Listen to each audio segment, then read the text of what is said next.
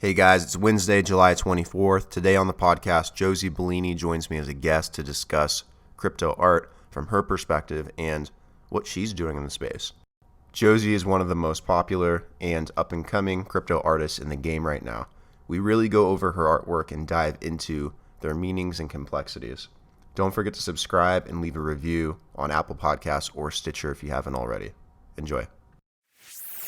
This is the BlockHash Podcast.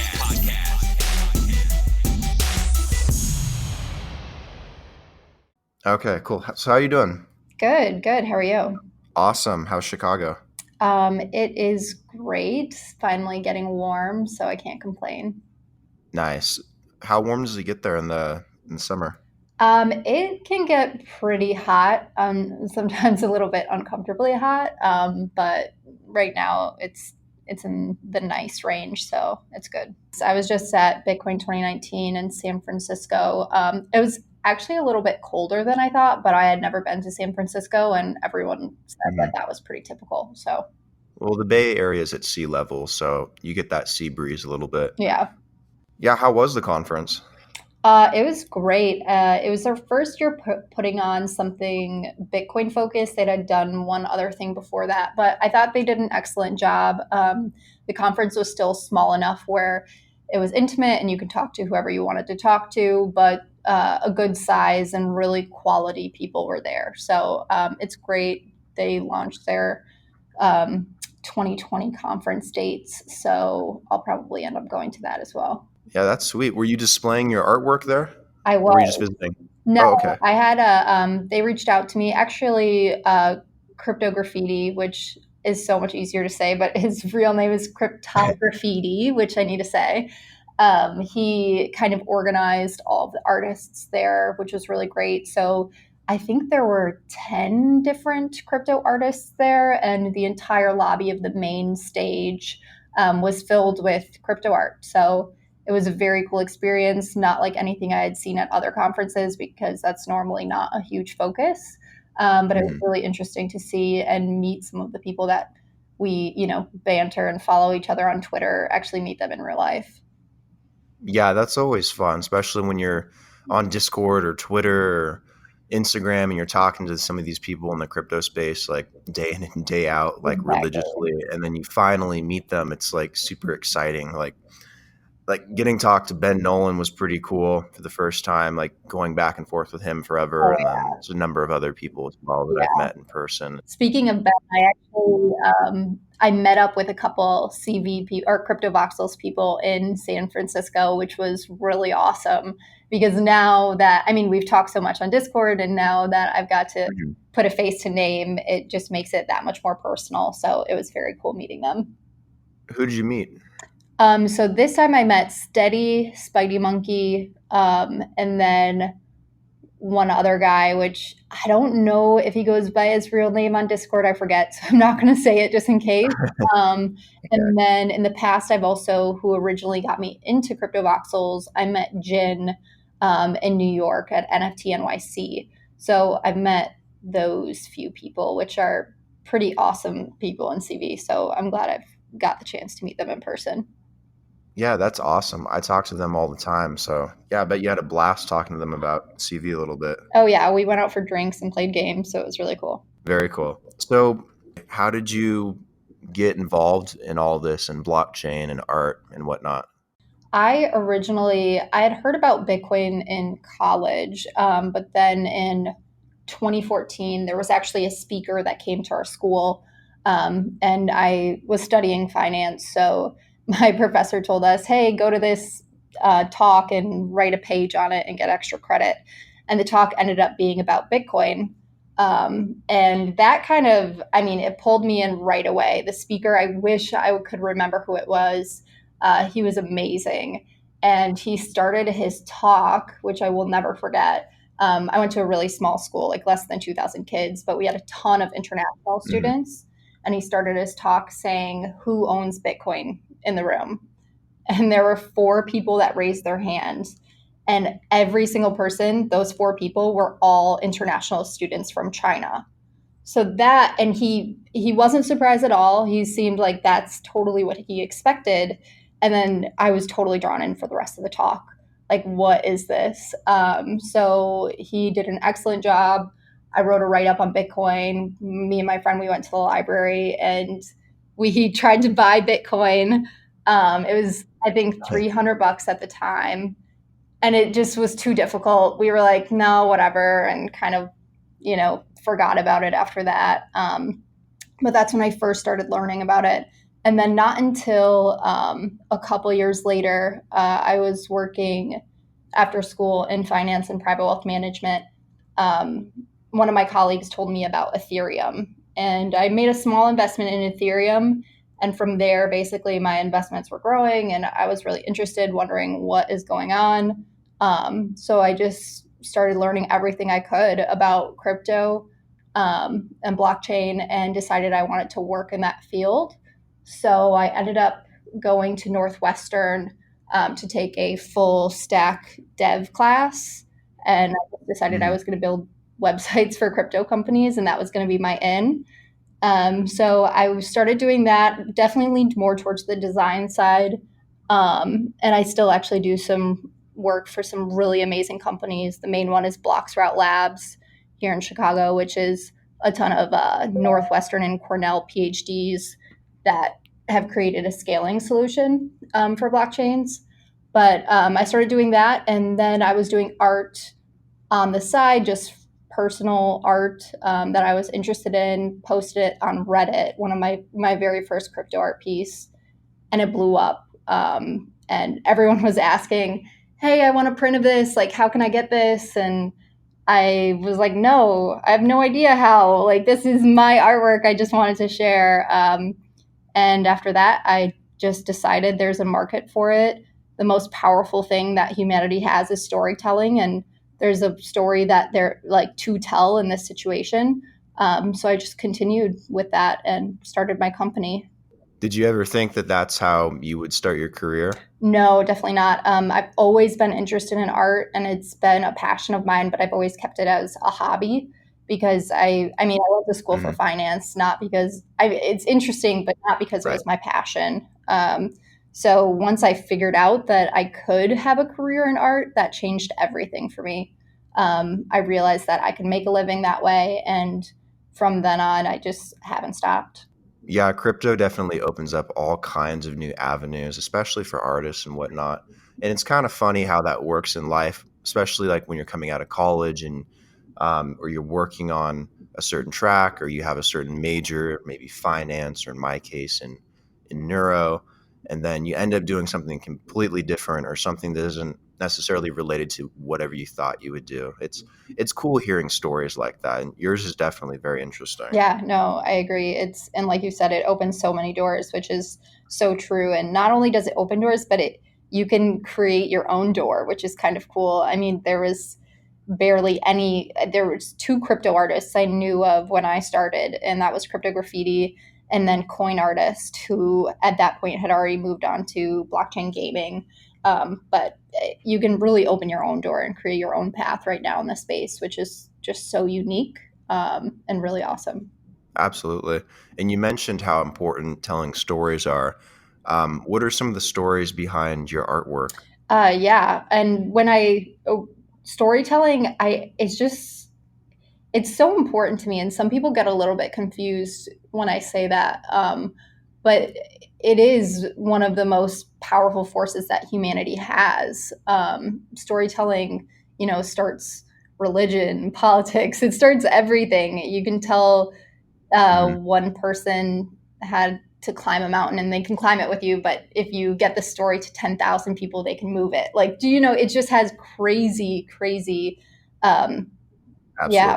So for me, with my pieces,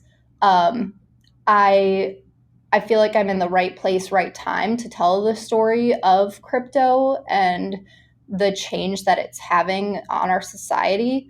And I basically tell that through my art. So I guess we can go into a couple of the different pieces if you want to talk about the meanings. But each one of them, definitely. Yeah, each one of them has their own story. And I guess I could start with my very first piece I made. which was in 2017. And the title of that one is Genesis. And it's a female with a bear and bull mask. So a bear head with bull horns. And she's looking upwards. And this was like in the height of the market in 2017 with all these like crazy ICOs and whatnot. And then the background, and at that point I was like watching Coin Market Cap every hour all the time, like seeing where my investments were at, watching my portfolio like crazy. And thank God I don't do that anymore.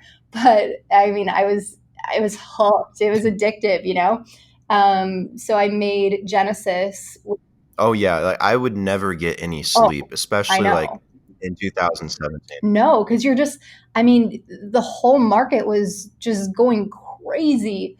But that piece I made, it kind of like bringing back into, you know, all the things I had learned in finance and all of this. I was like, there's always a correction bound to come when it's on a run like this, which is why she's still looking up because the market was going up at that time, but she still has the base of her mask is a bear. So just kind of like a subtle warning, I guess, and also just to like bring everyone back down to earth and myself included. But in the background, it has all of the top 100 market cap coins hand painted. And there are some spaces that are left blank, which represent the coins that were yet to come, because like I said, that crazy ICO phase. And even now looking back on that piece, it's such a cool piece because not only was it my first one, but it's like a stamp in time, and it shows what was hot at that moment when the market was going crazy. And it even shows stuff like BitConnect, which obviously was like the biggest Ponzi of all time, but it's still important to show because that is a part of the history. And that was in the top 100 coins and pretty high up, which is scary to think about, but also is hopefully a warning and a lesson learned moving forward. So that was really interesting to have that in one of my pieces. I'll probably never pay that. Which one was that one called? BitConnect. Oh, BitConnect. Is that one on your website? Yeah. Sorry. I thought you meant that logo. The piece is called Genesis. Okay. Yeah, I'm kind of following along as you're talking. Oh yeah. That one's on my website. That was my very first piece. And the meaning you can read next to it as well. But that one is definitely has a special place for me. But yeah, you can see all the logos in the back there. And I don't know if there's like any in particular you want to chat about, because there's kind of a few on there. But yeah, each one of them has their own story, which is kind of cool. And it also, they were created at a specific time in my journey, and also in like the crypto sphere of what was going on in the market at the moment. Who's the woman in the photo? Is she based on someone real, or is that someone that's just fictitious? So some of them are real and some of them are not. This one is not. She is, I should rephrase that. I take a lot of different features from different people. Like, it's kind of crazy. I have like folders. I look like a creep. I have folders of all these different women. So I take different features, but some of them are actual people. Definitely, if you'll, right above that on my website is a piece called Resistencia. That one is a piece for Venezuela. And this is actually my friend Mariana from Venezuela. She has political asylum in Chicago. And basically, she told me her story. I was learning about how people in Venezuela were using Bitcoin. And I knew I had to create a piece to do anything I could to help. So 100% of all the proceeds raised from that piece, selling the original and the prints, have gone to Venezuela so far, which is really amazing. And we've sent thousands of dollars worth of baby formula and medicine to families and hospitals there. So that one is actually a person, and some of the other ones are as well. So it just depends on the piece. Yeah, that's super cool.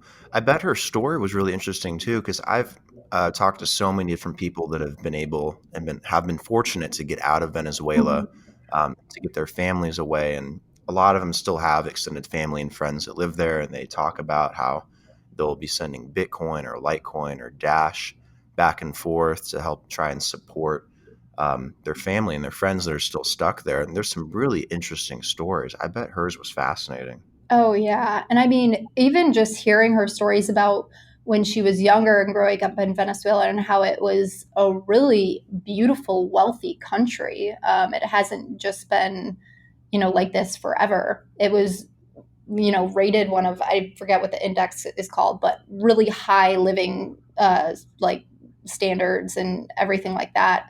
And it shows what a government, how corrupt a government can be to absolutely take over and ruin the financial system and the currency and the value of the currency, which is why Bitcoin is so important, because you can actually own your assets.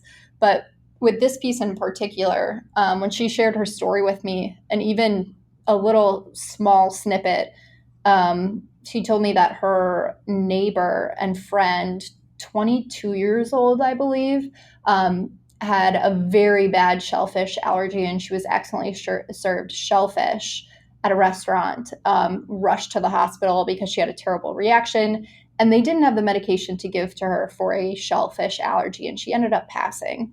So crazy, like the hospitals can't even help the people there when it's not even something that's so intense, like they got into an accident. It was an allergy that they couldn't help her with. So it's moving, and it's, if somebody has, for me, I didn't have a ton of money I could donate to really make an impact, but I had a skill that I could, donate my time and effort towards to raise money for it. And it's totally, opened my eyes, changed my perspective. When I'm at conferences, I bring bolivars with me and give them away, and people laugh, and I get it, I get why they do, but they laugh and they say, oh, these are worth nothing, like, can I take a stack of them, or things like that. And it's my opportunity, and this is why I give them out. It's my opportunity to tell them that it's really not funny. It could be our government, it could be in the US, like hopefully it doesn't happen to us, but it could be us that this is happening to in the future, where our currency is worth nothing. So it's just interesting and definitely powerful. Like I said, with the storytelling, again, to share her story, and with the augmented reality on that one, you can scan it and see that the bolivars completely burn away, and the Bitcoin white paper is revealed in the background, which you can kind of see in the original piece burning through. And then her gas mask actually comes off, and the Venezuelan flag begins waving behind her as a stance of basically being freed. And the flag has 7 stars instead of 8, the current 8 stars, because the 8th star actually represents Bolivar. So she told me that Venezuelans prefer to use the flag with the 7 stars. So it's really cool to be able to share her story through that piece. Yeah, that's really cool. It's really fascinating because when I see your pieces, they're like super cool, and you can use like the AR features and everything, and they really bring like a different aspect to how you look at art, and it makes it like more almost like watching a video. It feels really interactive. It's fun to look at. And yeah, regarding her, there's just so many stories and experiences from people that have come out of Venezuela, and they either do or used to have the largest oil reserves in the world. So Yeah, they do. Venezuela used to be very, very wealthy. It's just unfortunate the situation they're going through. But yeah, I bet her story was incredible. And we don't have to talk about all your art pieces because I know you have quite a few. But one that I really like that you did recently was the tune-in one. Do you want to talk about that one a little bit? Because I really thought that the girl on there was from Alita. Yeah, I've had that actually. After you said it, I had a couple other people say it to me, and then there was one other, or actually no, 2 other people that they compared her to, which were like living women, and they like shared their Instagrams with me, and I was like, oh, cool, now I'm following them because they look awesome. But she is just made up. I didn't plan her off of anyone, but I do love the comparison of Alita. I still haven't seen it, which I need to. But What? I think it's the perfect comparison. Yeah, you gotta watch it.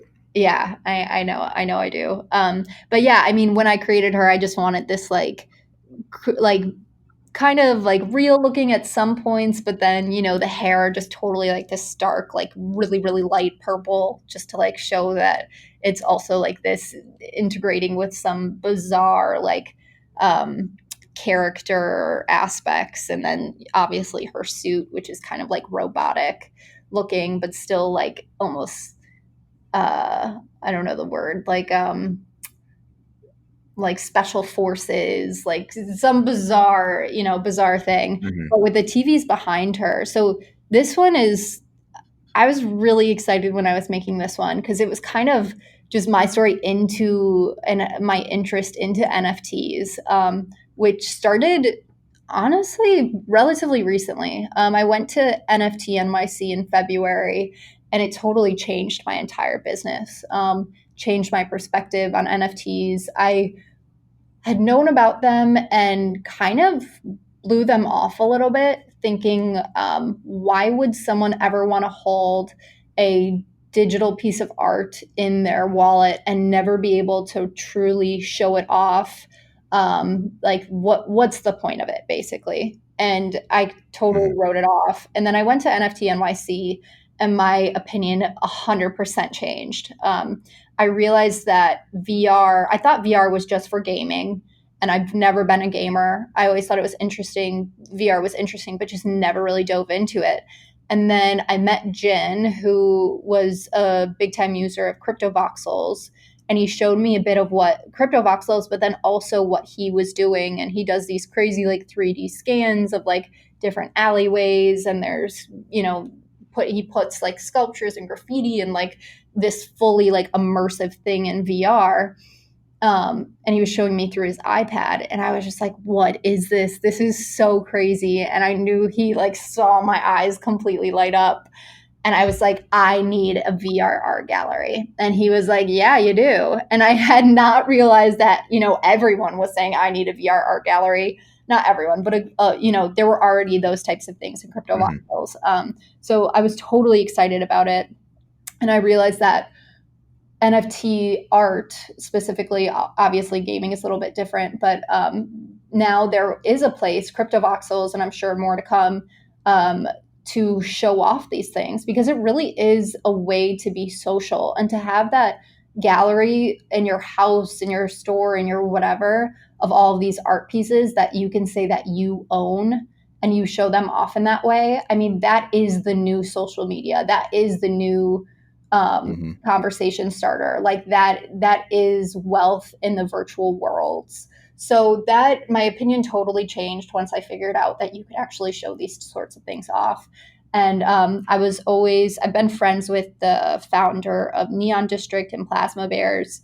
I had a few crypto kitties when they first came out. I met the founders of Chain Breakers. I got super interested in crypto voxels, which made me learn about DCL, Decentraland.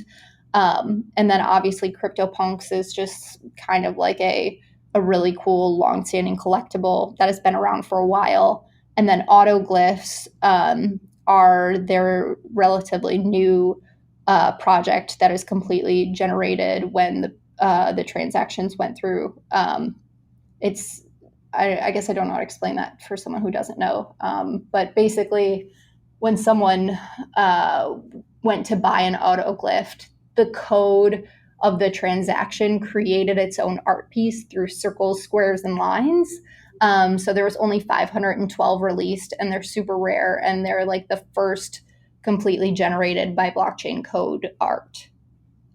So I had to create a piece on it, because it just blew up, and it was all that I've been excited about recently.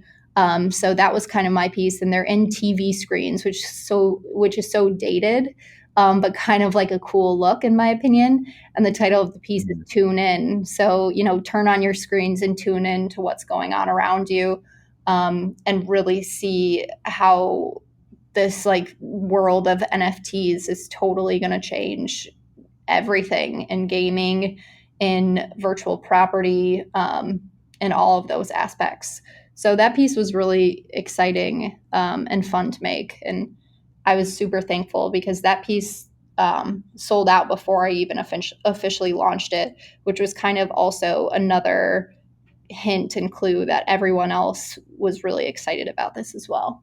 Yeah, this was a really cool one. I really liked the TVs in the background and that you could see like the different dApps on those TVs, like Mm-hmm. Crypto Voxels or Crypto Kitties, Crypto Punks, Decentraland, a few of the others that I'm not as familiar with. Um, but it was really cool because it kind of made me think of having those dApps like appearing on like every single different channel on TV or whatever, and it Totally. being kind of almost like futuristic and everything. And then you have this like Robo Girl and everything like on the front, and it feels kind of anarchist in some ways, also like futuristic. I don't know. It was really cool, kind of sci-fi almost. Yeah. Um, that might be my favorite one that I've seen you come out with. It's Thank also got you. a lot of detail in it too. Thank you. Thank you. Yeah, Yeah, that was a fun one to make. And the AR for it was also really fun. Have you seen the AR? absolutely. Yeah, the AR one's awesome. Yeah, what? So I know you've been using an app to like animate your artwork via AR. What's that app called? So the app that I use is not what you use to animate it, but it's basically what it's called Artivive, and it Okay. is for iOS and Android. It's a free app that really anyone could use. But what the app does is it registers the image of your actual art piece, and then you register it to link to the video or the animation that you create separately. So basically, it's just the database that links everything together, and then it sets the bounds of what size the art piece is, and like once it gets registered through the camera to actually play the augmented reality. Yeah, I'm very familiar with like VR, virtual reality, and everything. Uh-huh. AR is still one of the few areas that I'm still trying to completely grasp because you have to use like a phone or a device, or you have to Mhm. use like a wearable, and it kind of like overlays like your actual environment and everything. Exactly. But it can also bring like real world things to life, like your artwork, for example. Exactly. It's super, super cool. How do you see AR kind of shaping art? Because it seems like there's a lot of parallels there. Oh, in a lot of ways, there are already some museums that are beginning to use AR, and not necessarily to move the pieces and do all these crazy things, but to scan them and begin to show you details of the actual artist and when it was painted, and even like show the process of how it was painted. So I think that is such a cool, unique way of bringing AR kind of to the mainstream art through museums and Mhm. basically giving background facts. But for someone like me, I also think it's just such an exciting way to really experience and immerse yourself in the story and the meaning of it versus just viewing it on 2D, which is amazing. I mean, when I first started creating my art, I had no idea that I was going to be implementing augmented reality. So I created them to be viewed and enjoyed as they were, which I still do. But adding those different layers of augmented reality really is just a game changer. It's it's gotten so much more interest in my art, which is exciting. But I've also been able to share how I create things with other artists to get them to start to do it as well. And I think that crypto artists are already on the edge of pushing the box and not going with gallery representations and doing their own things and selling via cryptocurrency so they can own or so they basically cut out the middleman. So why not continue to push the envelope and add in new features that a lot of the main art world hasn't adopted yet? I was talking with someone a couple days ago about how a lot of these like NFTs and these projects, including like the art and stuff, they're very like one dimensional. Like if you buy a crypto kitty, there's Hmm. what's really behind the crypto kitty other than the subjective value that we give it. Like what can you do? What can you do with the crypto kitty? Right. Where can you take your crypto kitty? And the really cool thing about AR and VR is that you can take like an NFT, like a crypto kitty, and you can layer it, like you're talking about. But you can layer it in such a way that maybe Mhm. in crypto voxels you can walk your crypto kitty, or maybe in the real world you can Right. um, see your crypto kitty like in the grass or on the ground, kind of like Pokemon Go. Or maybe you can Mhm. go out and battle your crypto kitties. I Right. know there's some work being done on that as well. But yeah, AR and VR definitely have some major parallels with crypto and everything. And it'd be really cool to see them take some of these DApp projects and really merge them together and create like more usable use cases for them. Absolutely. No, I completely agree. And I actually did a commission piece to paint someone's CryptoKitty not that long Mhm. ago. And we did some fun AR with the background changing colors. But just that in itself shows you that people want to have their NFTs also in real life. It's not just a digital good they want to bring it. I mean, it's something obviously you know how passionate the NFT community is.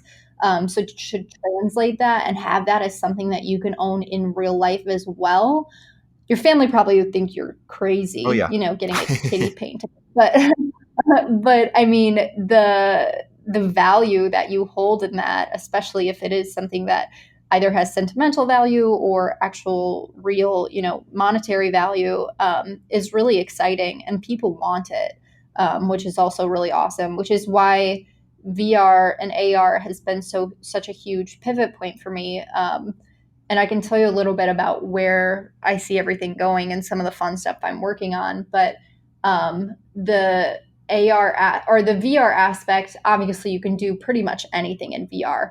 You can fully be immersed in my case, an art piece. And if the art piece has um, TVs playing and there's 12 TVs in the painting, why not have hundreds of TVs around it, all flickering, all doing these crazy things and the crazy noises and things are popping out at you and the electricity is flicking and like all of these insane things. Well, instead of that just happening in virtual reality, you can overlay these things in augmented reality and have them in real life. So you can experience the things that you're experiencing in VR in AR, if that makes sense. Yeah. Which something that's so important to me is bringing all of those pieces together so that it's not just owning a crypto kitty in your wallet. It's having that piece of art also on your wall, having that experience of it moving and it doing these crazy things also on your wall so that you can share with your friends and family. Yeah, I think people are craving, especially people in the NFT community, are craving something physical or something more visual that they can interact with. Like for example, I had people like looking over my shoulder because it looked like I was on Minecraft, like on my phone, Mhm. walking around and everything. And they were like, "Oh, you can play Minecraft on your phone? Why is it all black and white and everything?" I'm like, "No, I'm buying virtual property." And I got like the weirdest look, like it's like I was like completely crazy, like virtual property, Yeah. like how do you invest in real estate that isn't real or something that you can't see or touch or walk on or survey?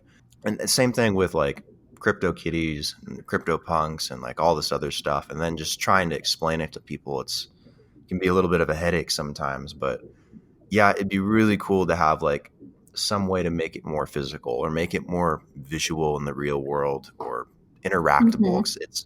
It's frankly at least hard to explain. Like I bet you find Yeah. that No. issue too. Totally. Oh yeah, and a lot of people think my work is all digital because of I'd say a huge percentage of crypto art right now is digital, like with platforms like Super Rare, Known Origin, and Makerspace, which is so cool, and I love the platforms. But Mhm. it is all digital. So I always try to say hand painted or something of that realm so people know that my work is physical. But it's also, I mean, at some point you just have to show them. So I have T-shirts that when you scan the T-shirts, they do something different than what the painting does in some cases, or they do the same thing that the painting does. So you can just give someone your phone and say scan my shirt, and it starts moving, so they can see a little bit of what's going on. And I'll tell you that at these conferences, like people are mind blown. People are like, "What the heck is going on? Like, what is this sorcery?" So it's kind of fun to show them something they just have really never seen. Yeah, I need to get one of your shirts and I also need to get some stickers too. Are those on your website? Oh yeah, I need to send you some stickers. So stickers are sent out with every print for free. I don't have them up on my website, but Okay. I actually have created some new stickers that are going up soon. The issue with some of my old stickers on my website, it just gets crazy when I'm shipping internationally, and Mhm. basically I end up paying more shipping costs than what people pay for stickers. And I do free shipping on my website, so that's where it comes into play. But no, I have some new ones coming up very soon that are cool, and I'm working with a company that has warehouses in different countries, so the shipping actually gets a little bit better prices for stuff like that. So it will be up there soon, but I'll still hook you up with some stickers. I still need to send those out. Yeah, just let me know when you put the new ones up too. I'll buy some, a whole bunch. I freaking love stickers. I put them Yeah, everywhere. no, they're very fun everywhere. One of my new pieces, the Choose piece that I recently Mhm. released on OpenSea, that one is coming to a t-shirt and a sweatshirt soon. And really any of my stuff, if someone doesn't really want a short sleeve, but they want a long sleeve or they want a sweatshirt, I can do pretty much anything custom. So those are coming up soon Yeah, as I think well. that's the one I bought actually a couple days ago. Yeah, I'll have to get that one on a t-shirt. That one was cool too. I think that was the first art NFT thingy that I bought from you as well. And you have do you have is it a marketplace on OpenSea? Yeah, I have a storefront on OpenSea. And Choose. I have TuneIn up. Well, TuneIn, like I said, was sold out before I officially released Mhm. it. So the NFTs were linked to the prints. So anyone that purchased a print also got an NFT. So that one is up on OpenSea, but already all spoken for. And then Choose just went up on, I think, July 2nd or July 3rd, or July 3rd, and within 24 hours, completely sold out of all the NFTs, which I'm super thankful for. That was so awesome to see. And out of many, one is the next one that will be released on OpenSea. But yeah, that was exciting, and I really love that piece. So I'm glad to see that it went so fast, and has Yeah. already. I saw a couple sales on the secondary market, which is pretty cool too. Yeah, that's awesome. I think you cracked the top 12 for DApps last week. It's pretty exciting. Yeah, no, that was very exciting. I wasn't I honestly didn't even think about it. I probably should have been more strategic on when I launched, but I launched just a couple days before they closed the top ranking up. So I was super thankful and honestly like surprised to be on that. But how cool. It was just awesome. And OpenSea has been amazing with partnering with me and just answering any questions that I have. So they've been really Oh wonderful. yeah, they're fantastic. With your art, actually, are you selling more NFTs than you are physical art? So it depends. So for TuneIn, I am 100% sold out of that, which means that the original painting has already sold, and all of the prints have already sold. And the way that one is a little bit different than any of my other ones because I said with purchasing a print, you get an NFT. So those kind of went hand in hand.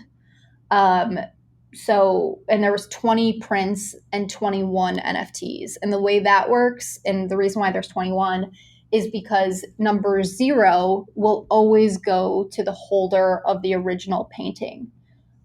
So number 0 is obviously the most rare and most unique and most valuable because that person paid whatever they did for the original.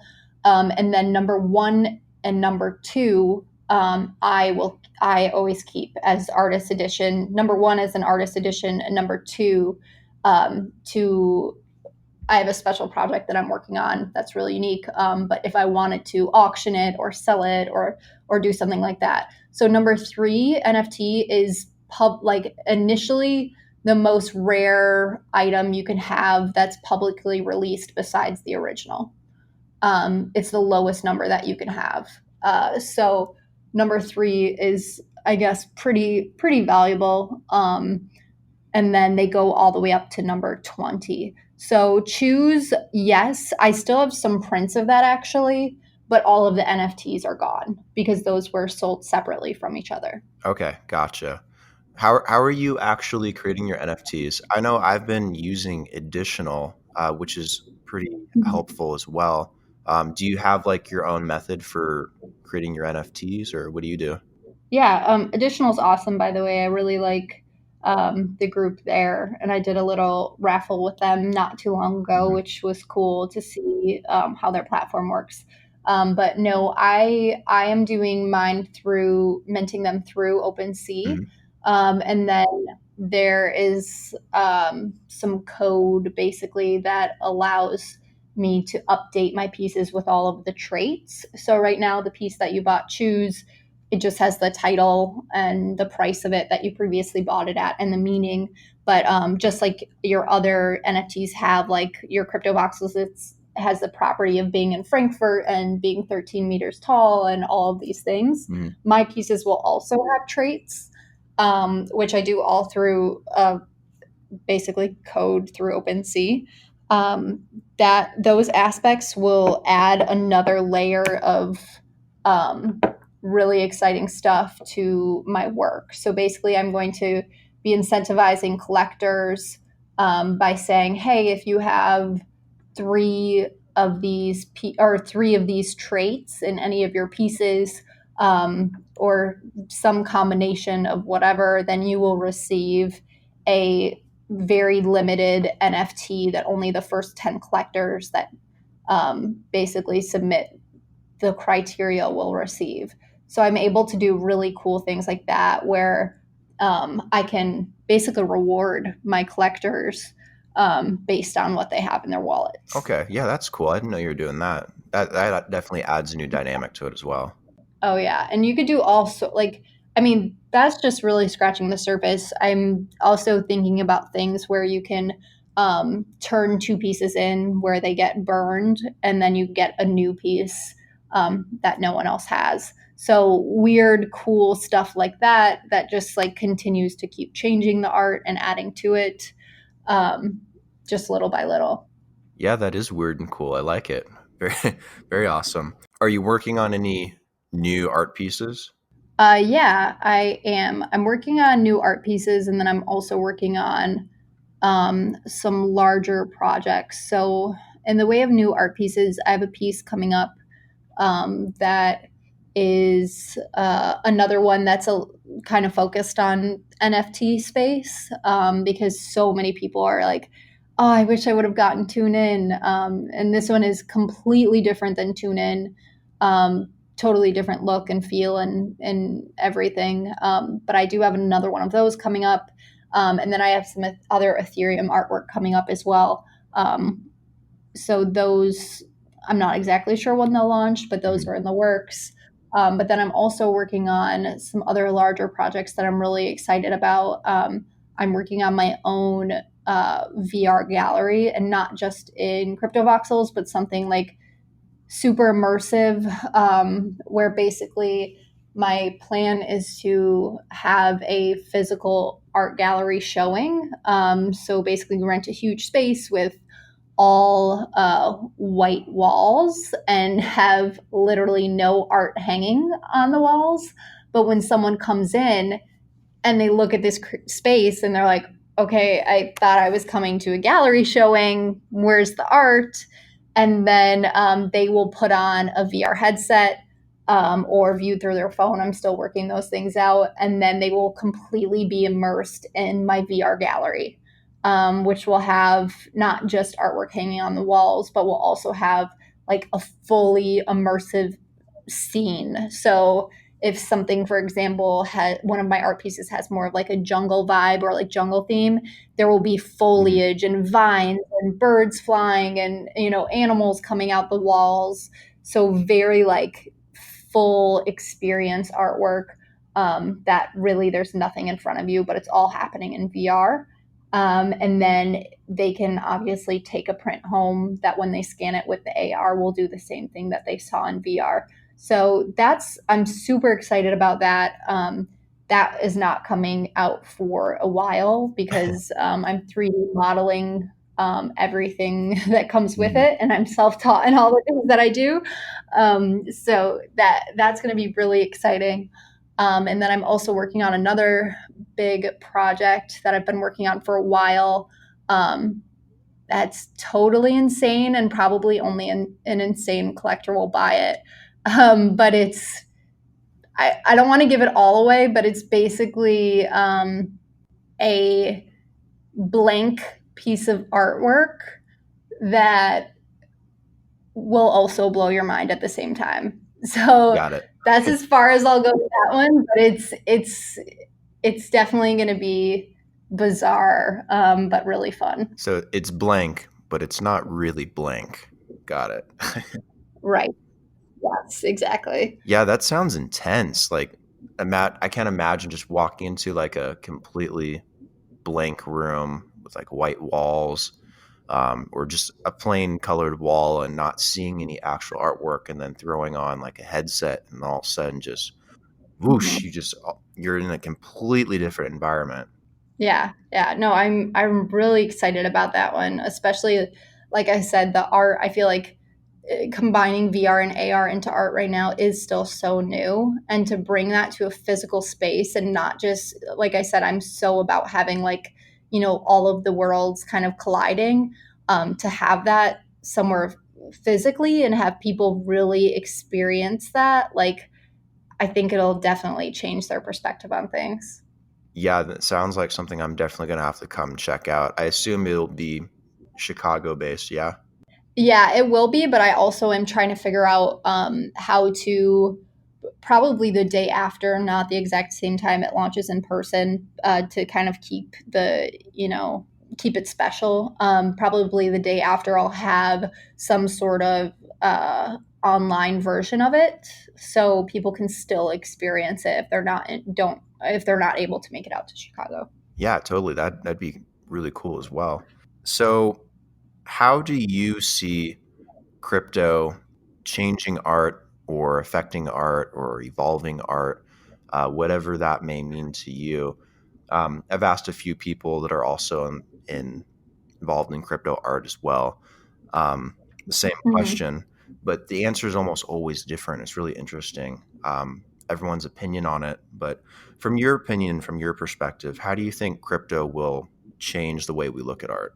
I think there's a couple things. I think it depends on which side you're looking at it from. I think from an artist's perspective, it gives an entirely new way to, and even if the content isn't actual crypto art, just art in general, it allows you to be able to cut out the middleman and truly sell your own items for crypto, own your own assets, because you're owning crypto, and not basically, I don't have anything against galleries, but I Mhm. also don't work with any galleries for reasons. And it's because, I mean, galleries take 40 to 60% of an artist's commission. So it's quite a huge amount.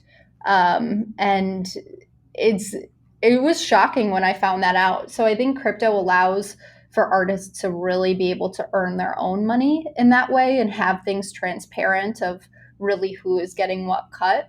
But at the same time, I guess for me personally, it's given me an entirely new perspective, um, combining the two, crypto and art, an entirely new perspective on the future, on what people are interested in. It continues to help me just push myself to learn new things. I think really the possibilities are endless. It gives it, obviously there's so many companies working on things like provenance, block art, codex. There's a few out there, and they're working with some really huge, art auction houses. The possibilities are endless. Provenance, artists actually truly being able to create or make their own money and not have the gallery as the middleman. For me, just exploring more and more things, and sharing my story with other people, and other people resonating it and also buying the art. Crypto and art is basically, for me, the first thing that's allowed me to have a savings account, because that's how I accept most of my payments. So I think the possibilities really are endless. Absolutely. Totally agree as well. And especially from the perspective of the artist, I think there's a lot of great benefits to using crypto with your art, whether it's for keeping your royalty, whether it's for preserving your art, improving authenticity. I think there's just so many really cool avenues that are starting to be explored and ground that's being broken.